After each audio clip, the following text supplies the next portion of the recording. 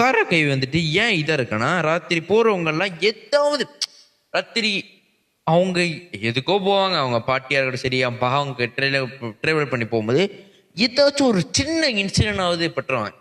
ஏன்னா அந்த மாதிரி ஒரு ஹாண்டடாக காராக் ஹைவே வந்து மலேசியாவில் பஹாங் ஹைவேயா இருக்கு. இப்போ வந்துட்டு அது ரொம்ப இதாக இருக்கனால, ஏன்னா காராக் ஹைவேல வந்துட்டு ரொம்ப ஆக்சிடென்ட் நடக்கும். அப்போ ஆக்சிடென்ட் நடக்கும் போதெல்லாம் நிறைய பேர் உயிரிழப்பு கூட இருக்கு. அதனால தான் இது நம்ம மலேசியா கவர்மெண்ட் என்ன பண்ணிட்டாங்கன்னா, காராக் ஹைவே வந்துட்டு 2 பாதையாக பிடிச்சிட்டாங்க. ஒன்று புது பாதை, இன்னொரு பழைய பாதை.